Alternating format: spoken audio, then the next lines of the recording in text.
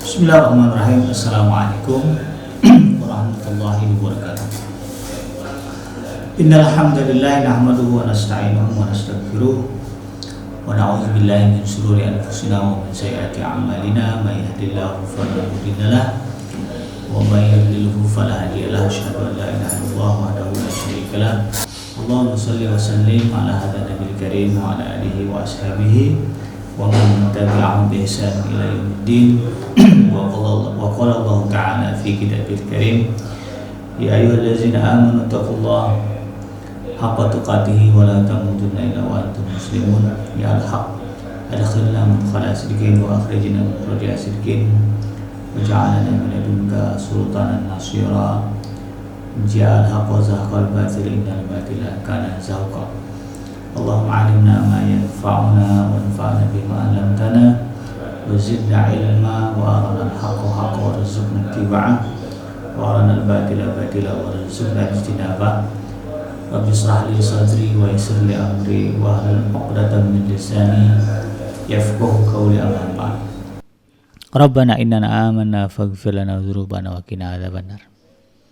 Alhamdulillah, segala puji dan syukur adalah milik Allah, Tuhan semesta alam yang telah menciptakan kita dari tidak ada menjadi ada.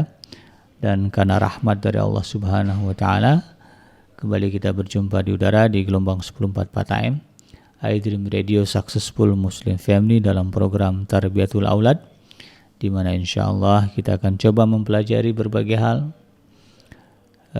yang ada di dalam syariat agama kita, dalam Islam, tentang bagaimana mendidik anak-anak kita, dengan harapan mudah-mudahan Allah mentakdirkan mereka menjadi anak-anak yang saleh dan salehah.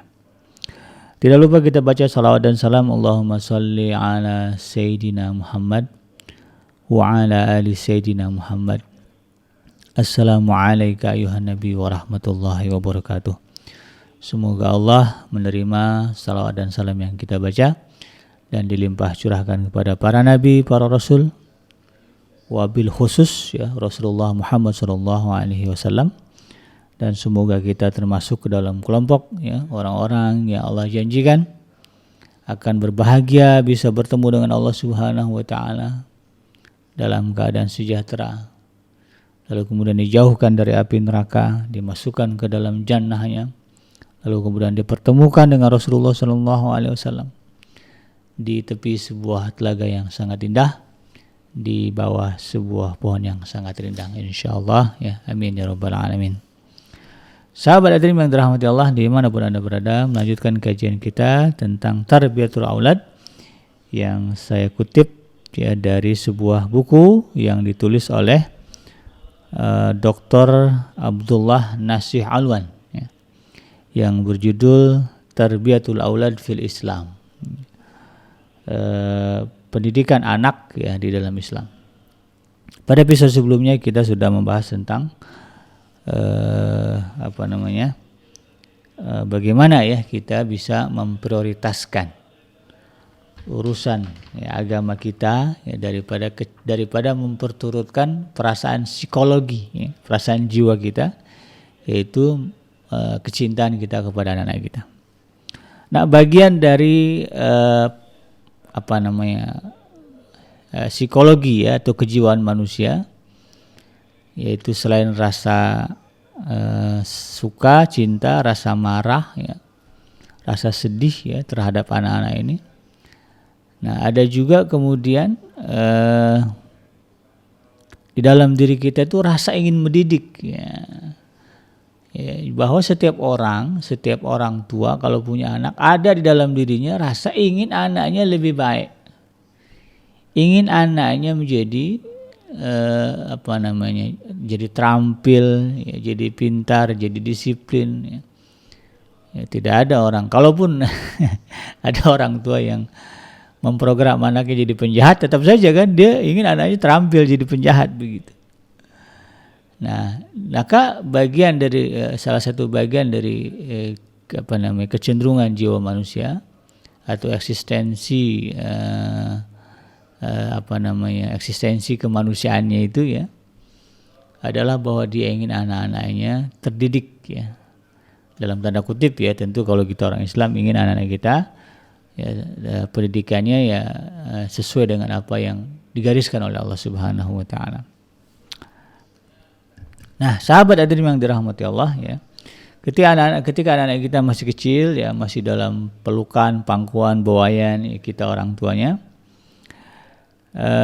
Dan selama itulah sebetulnya ya, dari mulai itulah ya, sebetulnya pendidikan sudah mulai berjalan.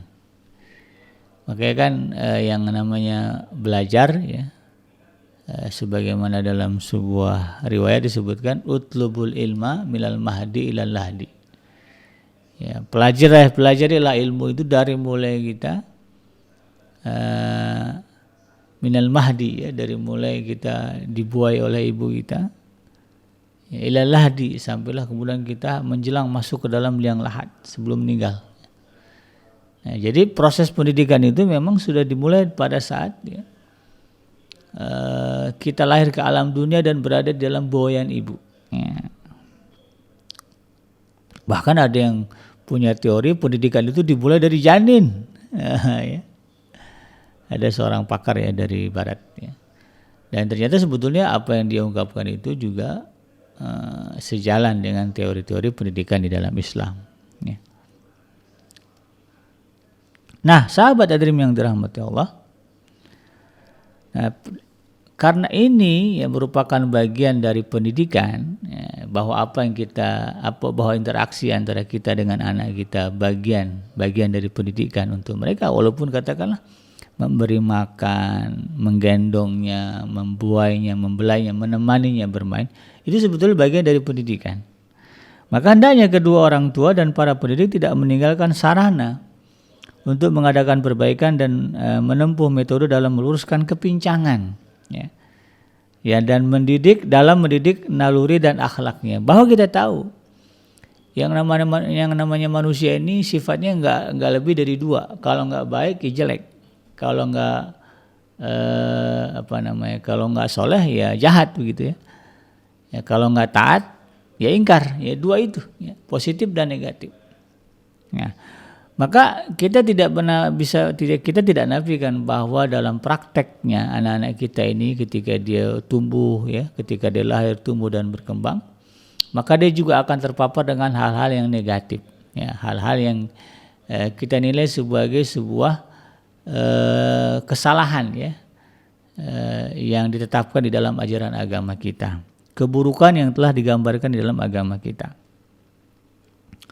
Nah, orang tua harus siapkan sarananya untuk kemudian meluruskan anak-anak kita ini dari berbagai bentuk kesalahan dan kezaliman, ya, kekafiran, keingkaran terhadap apa yang sudah Allah tetapkan. Sehingga kemudian anak ini ya pada akhirnya akan tumbuh ya dengan perangai yang Islami ya, dengan ciri memiliki adab sosial yang sempurna sebagaimana yang dicontohkan Rasulullah SAW ya. Bahkan Allah Subhanahu wa taala menyebutnya di dalam surah Al-Qalam ya.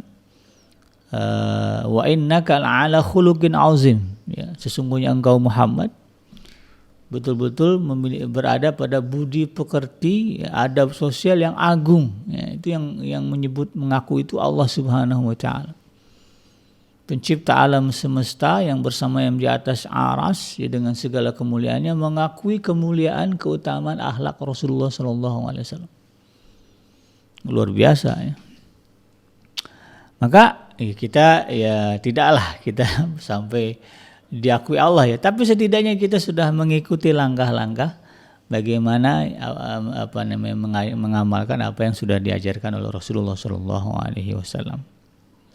Nah, Islam ya sebagai sebuah agama yang menjadi pedoman dan panduan ya di dalam berbagai aspek, memiliki cara yang khusus ya di dalam melakukan perbaikan dan pendidikan. Seandainya dengan cara yang lembut dia telah memberikan manfaat, maka cukup dengan nasihat. Seorang pendidik tidak boleh menyegerakan pola kekerasan. Nah, jadi seandainya katakanlah kita memilih cara yang lembut untuk meluruskan kesalahan anak, maka cukup dengan nasihat. Ya, kalau anak itu berbuat salah lalu kemudian kita nilai ini harus diluruskan ya, dan kita masih berpikir ya untuk memberikan meluruskannya dengan cara yang lembut, maka sesungguhnya pilihannya adalah dengan memberikan nasihat. Ya. Namun jika pola ancaman dan kekerasan lebih memberikan manfaat, ya, kata Dr. Abdullah Nasir Alwan ini, ya, seandainya dalam penilaian kita ini kan, setiap kita ini kan tahulah ya karakter anak-anak kita. Punya anak 5, tahu tuh biasanya orang tua ya, bagaimana sikap anak-anak kita, dan tahu kita bagaimana meluruskan mereka. Ada anak yang memang takut, nurut, patuh, ya orang tuanya ngomong aja dia langsung ya ada reaksi. Tapi ada tipikal anak, kalau belum tangan bapak atau ibunya nyampe ke tubuh dia, itu belum ada reaksi. Ada yang model-model begitu. Ya. Dan itulah kemudian ya, kita ya, kalau kata Dr. Nasir Alwan ya, kita bisa memberi nilai, memberikan penilaian seandainya bagi kita pola dalam tanda kutip kekerasan ya, itu kemudian bisa mendatangkan manfaat untuk meluruskan kesalahan mereka, maka ada panduannya ya, katakanlah ini anak nih nggak bisa dilembutin, nggak bisa dinasihatin begitu. Kalau kata Dr. Nasir Alwan, tetap ada panduannya bahwa tidak boleh sampai ada namanya pemukulan. Nggak boleh sampai mukul begitu ya. Ya, apabila semua pola atau cara telah ditempuh, ya saya sudah diomongin pakai kekerasan tapi nggak pakai mukul begitu ya, juga sudah dicoba, tapi belum juga membuahkan hasil, maka tidak mengapa melakukan pemukulan. Nah, ya. Tapi dengan catatan bukan untuk menyakiti. Ya. Jadi 3 ya, pertama kita coba dengan nasihat. Yang kedua kita pakai cara lain yang dalam tanda kutip disebut sebagai sebuah bagian dari cara keras lagi ya, lebih keras lagi daripada nasihat. Ya, misalnya kita bentak gitu ya, atau kita tinggikan suara ya. Atau kemudian kita berikan di ancaman. Kamu kalau enggak juga itu kan bagian dari kekerasan itu, kekerasan verbal begitu ya. Ternyata juga enggak mempan ya. Maka kata Dr. Nasir Alwan yang ketiga, boleh dengan memukul tetapi bukan untuk menyakiti. Catat ya, bukan untuk menyakiti. Tetapi untuk kemudian memberikan kesadaran. Memberikan kesadaran, mudah-mudahan ya dengan cara seperti itu anak-anak ini kemudian bisa mengalami perubahan menjadi lurus ya dari perilaku-perilaku yang menyimpangnya. Nah, sahabat Adrim yang dirahmati Allah ya, ada memang ya ada tahapan-tahapan ya sebagaimana yang disunnahkan ya atau dituntun ya oleh Rasulullah SAW dan menjadi sunnah bagi kita, dan itu juga dilakukan oleh para sahabat Rasulullah SAW di dalam melakukan perbaikan dan pendidikan terhadap anak. Ya. Ya. Adapun mengenai nasihat tadi ya, bahwa langkah pertama dengan memberikan nasihat kepada anak-anak kita. Nah ini ya, sebagaimana telah diriwayatkan oleh Al-Bukhari dan juga Imam Muslim ya, dari hadis sahabat Umar bin Abi Salamah, ia berkata, aku adalah seorang anak yang berada di bawah asuhan Rasulullah SAW. Ini anak sambungnya Rasulullah ya, Umar bin Abi Salamah ini. Nah, pada waktu itu tanganku mengulurkan ke arah makanan di meja makan. Namanya anak-anak gitu ya. Melihat apa yang kulakukan, Nabi berkata kepadaku, hai anak kecil ya gulam ya. Samillah ya, sebutlah nama Allah ya, baca bismillah. Nah, makanlah dengan tangan kananmu dan makanlah apa yang ada di dekatmu. Nah, ya. Diriwayatkan juga oleh Imam Bukhari dan Imam Muslim dari hadis yang diriwayatkan oleh Sahal bin Sa'ad radhiyallahu anhu, bahwa Rasulullah SAW membawa minuman lalu meminumnya, sedangkan di sebelah kanannya ada seorang anak kecil dan di sebelah kirinya ada orang tua. Ya. Dan kemudian Rasulullah SAW berkata kepada anak kecil itu, apakah engkau izinkan aku untuk memberi mereka? Nah, ini adalah cara yang halus ya. Jadi Rasulullah itu bawa minuman, ya ada anak kecil, ada orang tua. Maka kemudian Rasulullah SAW ini menunjukkan betapa lembutnya kepribadian Rasulullah SAW. Lembut dalam artian bukan gemulai ya, tapi lembut dalam artian penuh dengan rasa sayang ya, kesantunan ya. Beliau berkata kepada anak itu ya, apakah engkau izinkan aku untuk memberi mereka? Nah, anak kecil itu kemudian berkata, tidak, demi Allah ya. Aku tidak akan mengutamakan seseorang dengan bagianku darimu. Kemudian Rasulullah SAW meletakkannya pada tangannya, dan anak kecil ini adalah Abdullah bin Abbas. Ya. Ya, jadi sampai-sampai ya seperti itu Rasulullah SAW ya. Kalau dalam konteks mendidik anak, beliau mengutamakan ucapan yang baik, sikap yang santun kepada anak-anak kita. Nah, adapun ya yang berkaitan dengan tindakan memboikot anak ya, katakanlah ancaman ya, atau kita sebut sekarang sebagai sanksi dan juga hukuman ya. Di dalam hadis yang diriwayatkan oleh Imam Bukhari dan Imam Muslim ya, disebutkan bahwa Abu Sa'id Al-Khudri radhiyallahu anhu berkata, Rasulullah SAW melarang melempar anak dengan telunjuk dan ibu jari ya, maksudnya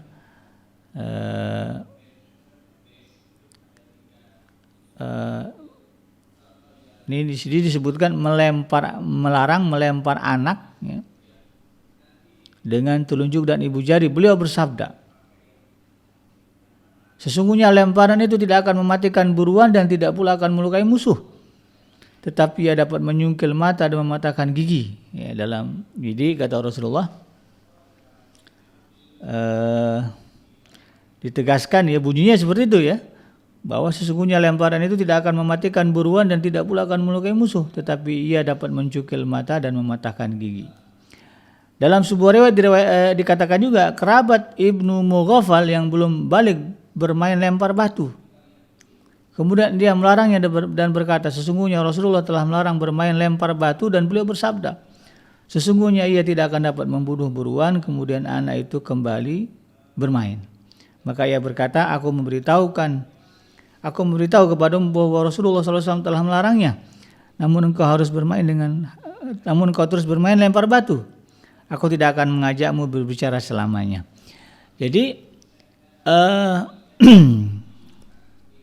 kalau berbicara ancaman begitu ya. Jadi jangan kemudian walaupun katakanlah ya, kita menghindari pemukulan begitu kan. Nah, salah satu yang dilarang oleh Rasulullah SAW ya, adalah menyakiti ya, dengan melempar anak-anak ya, melempar pakai apa gitu nggak boleh gitu ya, Rasulullah SAW larang. Nah, ada juga tindakan namanya boikot. Nah, ya boikot ini sebagaimana disebutkan tadi ya, dari sebuah hadis ya, dari kerabatnya Ibnu Mughaffal ya, ketika itu dia sedang bermain lempar batu, kemudian dia melarangnya dan berkata, sesungguhnya Rasulullah telah melarang bermain lempar batu, dan beliau bersabda ya, yang tadi itu ya, bahwa tidak melukai hewan buruan dan tidak akan membunuh begitu kan. Kemudian anak itu kembali bermain, maka ia berkata, aku memberitahukan kepadamu bahwa Rasulullah telah melarangnya, namun engkau terus bermain dengan lempar batu, maka aku tidak akan mengajakmu berbicara selamanya. Ini boikot begitu ya. Nah, udah dikasih tahu, ngeyel juga, saya nggak mau main sama kamu. Nah, karena dia mendengar Rasulullah ya melarang, tetapi anak itu masih ngeyel juga begitu.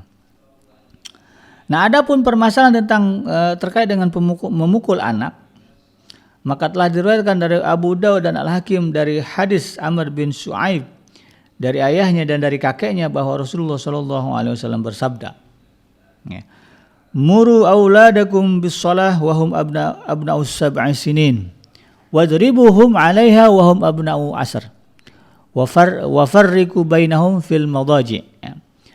Perintahkanlah anak-anakmu melaksanakan salat ya, apabila mereka telah berusia 7 tahun. Dan apabila mereka telah berusia 10 tahun, maka pukullah mereka jika tidak mau melaksanakan sholat, dan pisahkanlah tempat tidur mereka. Nah, sahabat hadirin yang dirahmati Allah, tahapan-tahapan dalam mendidik ini ya sebagaimana yang tadi saya uraikan. Ya, dilakukan manakala anak masih dalam usia kanak-kanak dan juga pada masa pubertas. Ya, balik gitu ya. Apabila sudah masuk usia remaja dan menuju kepada masa dewasa, maka cara perbaikan dan pendidikannya akan berbeda. Ketika menetapkan cara nasihat, jika arahan tidak bermanfaat, maka seorang pendidik harus memboikotnya. Ya, terus menerus jika terus dalam kefasikan dan kedurhakaan. Nah, jadi apa yang ingin disampaikan oleh Dr. Nasih Alwan ini ya, terkait dengan bagaimana menghukum anak kita atau mendidik anak kita. Ya, ketika kita berbicara pelanggaran yang dilakukan oleh anak, ya, maka di dalam Islam sebagaimana disebutkan dalam dalil-dalilnya tadi, ya, Dr. Nasih Alwan mengatakan bahwa ya, dalam Islam prioritas untuk memperbaiki kesalahan anak adalah dengan nasihat. Ya, dengan kalimat ya yang baik. Ya. Kemudian kalau masih juga mereka tetap di dalam kesalahannya, maka kemudian lakukan tindakan yang agak lebih keras dari itu. Ya. Salah satu tindakan yang lebih keras dari itu adalah mengisolasi ya, atau memboikot. Ya, karena pada prinsipnya ya Rasulullah SAW ya, sebagaimana dipahami oleh Dr. Nasih Alwan, ya, kita tetap menghindari yang namanya memukul anak. Memukul anak itu adalah bagian yang paling akhir, tapi itu pun dengan catatan bukan untuk menyakiti, tetapi untuk menyadarkan. Nah, jadi sebelum mengarah kepada memukul itu, ya, langkah yang ditempuh oleh Rasulullah SAW dan para sahabatnya, ya, dan ini menjadi sebuah teori ya dalam pendidikan Islam adalah mengisolasi atau memboikot anak. Jadi menghukum anak ya, bisa dilakukan dengan cara mengisolasi atau memboikotnya. Dan ini merupakan bagian dari tahapan-tahapan kita mendidik ya agar anak-anak kita ini menjadi pribadi yang baik. Ya. Jadi kalaupun kita memberikan ancaman, ya, ancaman dalam konteks mendidik anak-anak kita sebagai sebuah hukuman atas kesalahan mereka, salah satu ancaman yang bisa kita berikan kepada mereka bahwa kita akan mengisolasi mereka, bahwa kita akan memboikot mereka. Ya, artinya mungkin bahasanya kalau kayak tadi kan yang dikatakan oleh kerabatnya Ibnu Mughaffal ya, beliau mengatakan saya nggak mau main lagi sama kamu. Nah, itu kan boikot, itu isolasi. Ya, kita orang tua juga bisa mengatakan begitu. Nanti ayah nggak mau nemenin kamu, nggak mau ngantar kamu ke sekolah. Nah, nanti bunda nggak mau nyuapin kamu lagi. Nah, nanti bunda nggak mau lagi apa yang biasa dilakukan bersama ibunya. Apa yang biasa dilakukan sama ayahnya. Berikan itu ancaman kepada anak-anak sebagai bagian dari hukuman bahwa kita ingin dia memperbaiki kesalahan. Nah, ini bagian dari pendidikan ala Rasulullah SAW dan juga para sahabatnya.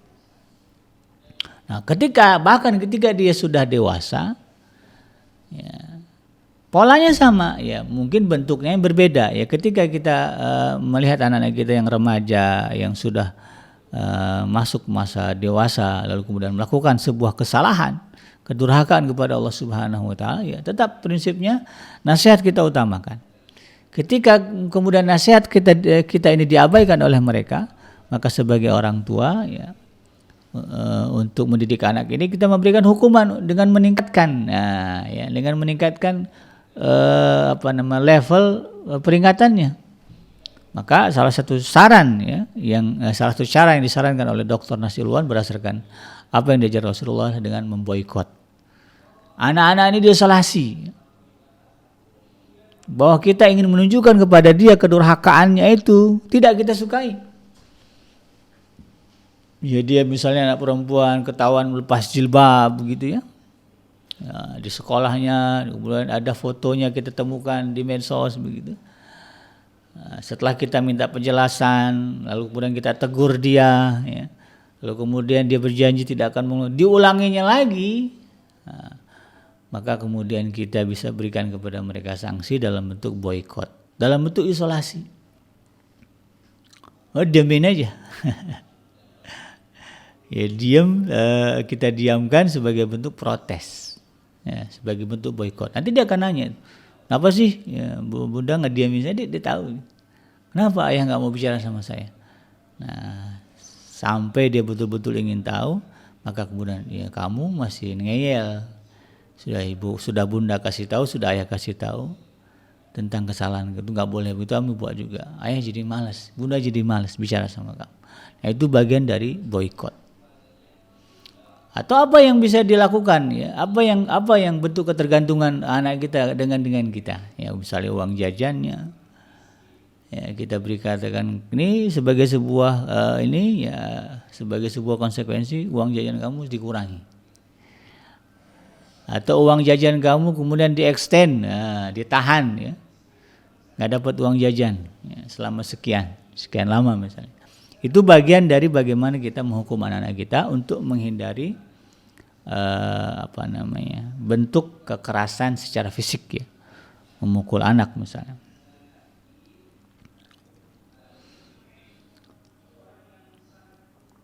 Diriwayatkan oleh At-Tabrani dari hadis Ibnu Abbas bahwa Rasulullah Shallallahu Alaihi Wasallam bersabda, "Ausaku ural iman, ya, ausaku ural iman."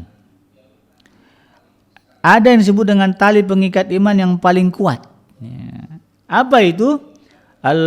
Rasulullah Shallallahu Alaihi Wasallam mengatakan, al-muwalatu fillah. Yang pertama adalah berteman karena Allah. Al-muwalatu fillah. Yang kemudian wal mu'adati fillah, mencintai karena Allah Subhanahu wa taala, ya berteman karena Allah ya, al mu'adatu fillah, kemudian al mu'adati fillah, dan yang ketiga adalah al hubbi fillah, al mu'adatu fillah wal habbi fillah wal bughdu fillah, dan juga membenci karena Allah Subhanahu wa taala. Jadi tali pengikat iman yang paling kuat kata Rasulullah SAW ini termasuk konteks kita kepada anak-anak kita nih. Yang pertama itu tadi ya, berteman karena Allah, kemudian mencintai karena Allah, dan marah juga karena Allah, membenci juga karena Allah, membenci dan marah juga karena Allah Subhanahu Wa Taala. Jadi kita tunjukkan kepada anak-anak kita, ketika dia sudah melanggar perintah Allah, kita benci. Bukan kita benci kepada dia, tapi kita benci kepada perbuatan itu. Dan ketika dia menunjukkan ketaatan kepada Allah Subhanahu wa taala, kita juga tunjukkan bahwa kita mencintai mereka karena perbuatan itu. Sehingga kemudian anak-anak kita mempunyai kesimpulan di dalam benaknya, oh, orang tua saya ini akan bertambah cinta ketika kita taat kepada Allah Subhanahu wa taala, dan dia akan membenci kita ketika kita mengingkari atau durhaka kepada Allah Subhanahu wa taala. Poinnya di situ. Nah, jadi apapun tindakan kita terkait dengan nasihat, kemudian boikot ini kan bagian dari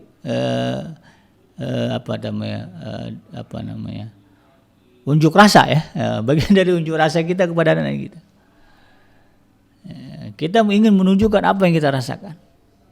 Nah, kemarahan yang ada dalam diri kita tunjukkan pemicunya adalah kedurhakaan dia kepada Allah Subhanahu wa taala. Maka dari sini orang tua harus paham mana yang bisa kita tolerir ya. Kesalahan-kesalahan anak, mana yang kita bisa tidak tolerir. Kalau bab sudah durhaka kepada Allah Subhanahu wa taala, nah ini kita harus tunjukkan bahwa kita betul-betul tidak suka. Tapi kalau dalam urusan selain itu, nah, masih ada ruang untuk kemudian kita berkompromi dan berbicara dengan mereka. Di dalam bab yang membolehkan memboikot orang yang bermaksiat, ya, Al-Imam Bukhari meriwayatkan bahwa Ka'ab menceritakan tentang dirinya bersama dua orang temannya yang lain, ya, tertinggal dari Nabi SAW dan memang sengaja tidak mau ikut berperang. Ya, dalam perang Tabuk, ya, Nabi SAW telah melarang kaum muslimin untuk berbicara dengan kami selama 50 hari 50 malam. Dan pemboikotan tersebut membuat diri dan bumi yang berada di sekitar mereka menjadi sempit. Tidak seorang pun yang mau berbicara, menggubris atau bergaul dengan mereka sampai Allah kemudian menurunkan wahyu dalam Al-Quran tentang penerimaan taubat mereka. Jadi salah satu bentuk ya hukuman yang diajarkan di dalam Islam adalah memboikot atau mengisolasi. Ya, salah satu bentuknya adalah dengan mendiamkan mereka. Nah, Jadi ketika anak-anak itu melihat kita kok tiba-tiba aja ayah ini kompak ya ayah ibu ya. Ketika kita dapat laporan yang kita dapati anak ini ngeyel ya dengan nasihat kita. Ini bicara nasihat dulu ya, nasihat dulu sampaikan. Ajarkan ini begini, ini begini, ini. Cobalah begini, begini, kita terus nasihatnya. Masih juga ngeyel ya, dan kita rasa kita sudah punya kesimpulan dia nggak bisa lagi dinasihatin. Nah itu ya. Kalau masih bisa dinasihatin. Tapi kalau orang tua sudah punya sampai kesimpulan ini nggak bisa dinasihatin anak, maka cara yang bisa ditempuh ya, sebagaimana ajaran Rasulullah adalah dengan memboikot mereka atau mengisolasi mereka atau mendiamkan mereka. Mendiamkan dalam artian kita tunjukkan kita betul-betul nggak mau berinteraksi berkomunikasi dengan dia. Dan orang paling nggak suka didiemin gitu ya. Kalau di rumah itu ada ayah, ada bunda, ada pamannya, nah, kita kasih tahu sama dia. Misalnya ada kakak kita ya atau adik kita. Hari ini saya mau negur anak saya ini bang. Dia udah dinasihati susah banget. Saya minta nih abang bantu saya kompak. Kita serumah nih jangan ngomong sama dia, didiemin aja. Sampai dia mikir. Nanti dia akan, kalau udah kelihatan dia mikir baru kita masuk. Nah, kita nasihatin.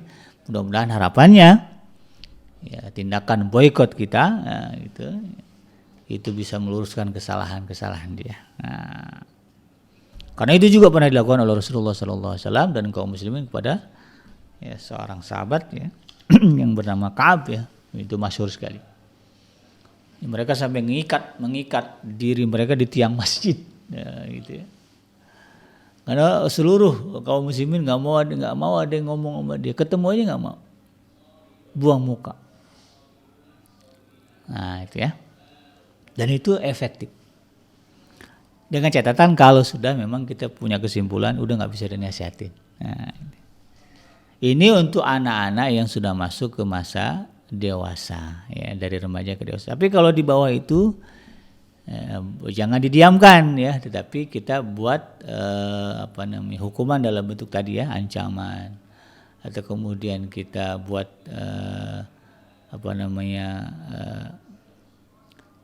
ketegasan di dalam tindakan, misalnya mengeraskan suara dan sebagainya, itu boleh, masih efektif. Tapi kalau anak kecil ya, anak-anak ini didiamkan nanti down mentalnya, dan itu bisa membuat dia cacat mental gitu ya. Cacat jiwa, cacat kepribadian, itu kita tidak ingin itu terjadi. Karena mereka belum bisa mikir ya, belum bisa mikir. Mereka perlu arahan, perlu penjelasan dan penjabaran, maka nasihat itu lebih efektif untuk anak-anak kita. Dan pada dasarnya anak-anak ini sebetulnya memiliki spirit yang mematuhi orang tua. Nah, kalau sudah dikasih tahu begitu ya, sudah dikasih tahu ini nggak boleh, dia tahu ya orang tuanya nggak suka. Anak-anak itu punya potensi untuk menaati orang tuanya, ya. Lebih besar daripada kemudian dia mengingkari orang tuanya yang masih di bawah umur belum balik. Ya. Tapi ya kalau yang udah balik ya sudah ada dimensi godaan setan ya, udah ada bisikan dalam diri dia dan dia mengidentifikasi itu sebagai bagian dari hasrat dia, padahal sebetulnya bisikan setan ya. Tapi dia menilai itu bagian dari kehendak dan hasrat dia. Nah, ini yang kemudian pendekatannya akan berbeda. Di dalam hal lain pula, Nabi SAW pernah memboikot beberapa istrinya. Ini berbicara tentang boikot ya, sebagai bentuk hukuman dan pelajaran. Ya, itu dalam peristiwa. Jadi satu ketika ini ada disebutkan dalam Al-Quran ya, bagaimana Rasulullah SAW satu ketika beliau dituntut ya istri-istri beliau ya, untuk memberikan nafkah lebih. Nah, Rasulullah nggak suka dengan tuntutan itu, karena dari awal mereka tahu ya, mereka itu menikah dengan Rasulullah yang punya tanggung jawab besar untuk meluruskan umat ya, bukan menjadi pengusaha kaya begitu kan. Ya, beban Rasulullah itu di situ. Maka kemudian Rasulullah SAW mengasingkan diri selama 1 bulan. Selama 1 bulan di gudang. Nggak boleh ada yang ketemu dia bersama beliau, nggak ada yang boleh masuk. Sampailah kemudian kaum muslimin merasa khawatir ya, kenapa Rasulullah yang nggak mau ketemu sama istri-istri beliau ya selama udah sebulan ini gitu. Apa ada masalah dengan rumah tangga Rasulullah SAW gitu. Sampai akhirnya kemudian Sayyidina Abu Bakar As-Siddiq datang menemui, tapi ditolak oleh Rasulullah. Lalu kemudian datang Sayyidina Umar ibn al-Khattab, maka Rasulullah kemudian mengizinkan beliau masuk ya. Nah, sampailah kemudian turun ayat yang memberikan khiyar ya, pilihan ya kepada istri-istri Rasulullah untuk tetap menjadi istri Rasulullah atau untuk diceraikan dan lalu diberikan mut'ah. Dan kemudian itu menjadi pelajaran berharga bagi para istri-istri Rasulullah, bahwa Rasulullah tidak suka dengan tindakan mereka, dan mereka kemudian berjanji untuk tidak melakukan hal itu lagi ya. Sampai kapanpun, karena mereka memilih untuk tetap menjadi istri Rasulullah SAW. Di situ ya.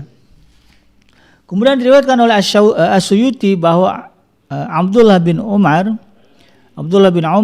radhiyallahu anhuma memboikot seorang anaknya sampai ia wafat, karena ia tidak mau menyatakan sebuah hadis yang disebutkan ayahnya dari Rasulullah SAW ya, yang berbunyi ya, naha fir rijali ay yamna'un nisaa min adh-dhahabi ilal masjid ya, Nabi melarang kaum laki-laki ya, melarang kaum wanita pergi ke masjid ya. Dalam hal ini Al-Imam As-Suyuti telah menyusun risalah berjudul Al-Jazru bil Hijri, yaitu mendidik dengan cara pemboikotan, dan ia memberikan dalil dan dasar asar yang banyak dalam menjelaskan masalah ini ya. Jadi tindakan pemboikotan ini ya, manakala terjadi penyimpangan pada anak namun mereka masih dalam ruang lingkup keimanan dan keislaman. Adapun jika mereka telah murtad dan kafir dari Islam, ya nauzubillah, jangan sampai terjadi ya, maka dalam hal ini ya Dr. Nasir Ulwan mengatakan bahwa kita harus berlepas diri dan berpaling dari mereka. Karena pemboikotan dalam hal ini adalah termasuk tuntutan keimanan dan arahan dari Al-Qur'anul Karim. Jadi dalam konteks mereka masih seiman, seislam dengan kita. Ini kan kalau zaman sekarang kita berbicara pengaruh ya, pengaruh pertemanan, pengaruh persahabatan, pengaruh pendidikan, pengaruh pergaulan ya. Apalagi zaman sekarang kan ya modelnya anak-anak kita ini begitu selesai SMA mereka umumnya kita lepas kuliah ya, ada yang kuliahnya jauh begitu ya dari tempat kita, sehingga orang tua tidak pernah bisa lagi melihat dengan siapa dia berbicara, siapa dosennya, kita nggak pernah tahu apa yang disampaikan oleh dosennya di kelas, kita nggak tahu, dan itu memberikan pengaruh kepada pola pemikiran mereka. Ya, bahkan ya, dan jangan sampai kemudian ya, tapi tetap ya kita harus tahu ada situasi di mana kemudian anak-anak kita tumbuh berkembang menjadi pribadi-pribadi yang menyimpang dari fitrah mereka sebagaimana yang dikehendaki kita orang tuanya itu di dalam agama Islam. Ya, tiba-tiba setelah mereka dewasa ya, karena pergaulannya ya, karena sumber bacaannya, karena apa yang dipelajarinya, lalu kemudian dia punya kesimpulan, saya nggak mau jadi orang Islam, saya mau jadi ateis misalnya, saya mau beralih agama begitu ya, dengan berbagai alasan. Maka dalam konteks itu ya sudah tidak bisa lagi kita pakai yang namanya boikot, tapi kita berlepas diri dari mereka ya. Nah, beberapa nas ya terkait dengan penegasan ya bahwa yang namanya konteks nasihat pendidikan ya, boikot itu bagian dari arahan keimanan ya, arahan pendidikan di dalam keimanan ya, di dalam Al-Qur'anul Karim. Nah, maka ketika anak-anak itu ya kemudian mereka keluar dari iman keimanan yang sama dengan kita, maka konteksnya kita sudah berada di posisi yang berseberangan dengan mereka. Kita sudah tidak lagi satu barisan dengan mereka. Dan dalam hal ini ada sebuah ketegasan sikap yang disebutkan di dalam Al-Quran ya, dan dinisbatkan ya kepada contoh para nabi dan para rasul. Ya, sebagaimana yang terjadi antara Nabi Allah Nuh alaihissalam dengan putranya, antara Nabi Allah Ibrahim dengan ayahnya. Itu kan hubungan keluarga ya. Ini ada ketegasan sikap yang Allah minta, yang Allah tegaskan kepada kita, sebagaimana disebutkan di dalam surah Al-Mujadilah. Surah Al-Mujadilah ayat yang ke-22, ini surah yang ke-58. Allah Subhanahu wa taala mengingatkan kita, la tajidu qauman yu'minuna billahi wal yaumil akhir yuwadduna man hadallaha wa rasulah walau kanu aba'ahum au abna'ahum au ikhwanuhum au ashiratahum.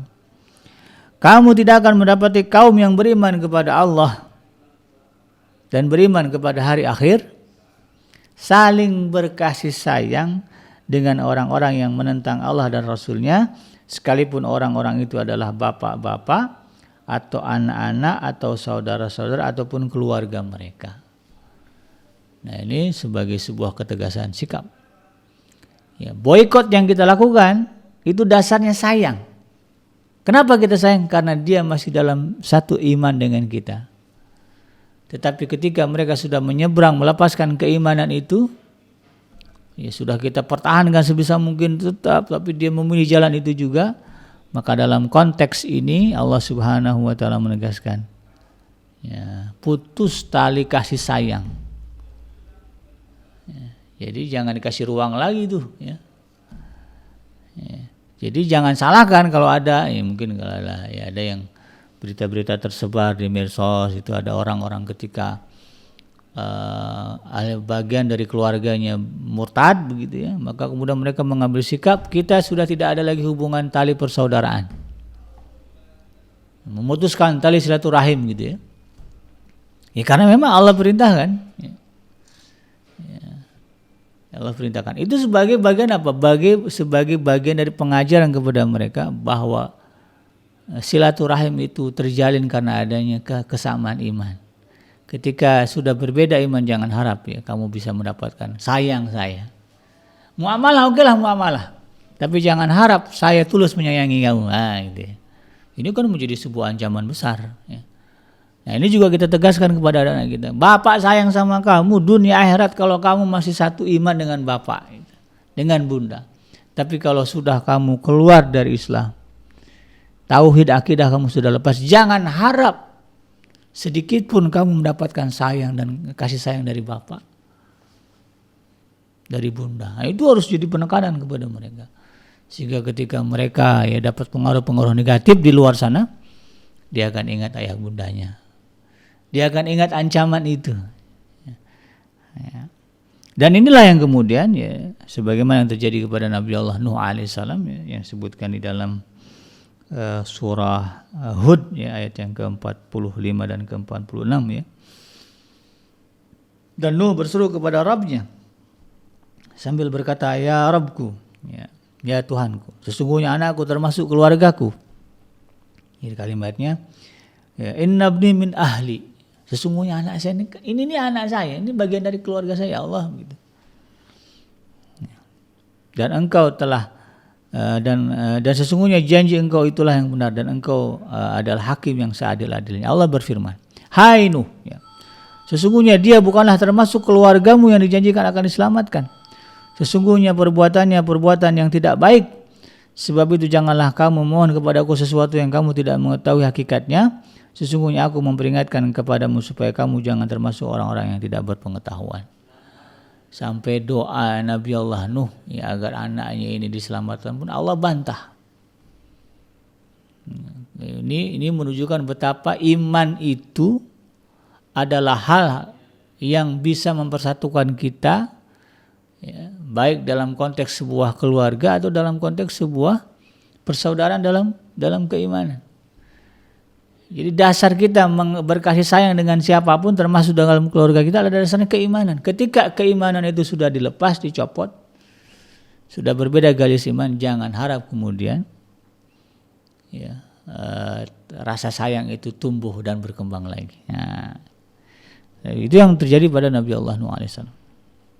Demikian pula pada Nabi Allah Ibrahim alaihissalam ya, ketika beliau meminta kepada Allah Subhanahu wa taala agar ayahnya diampuni dosa-dosanya, kemudian Allah Subhanahu wa taala menegur.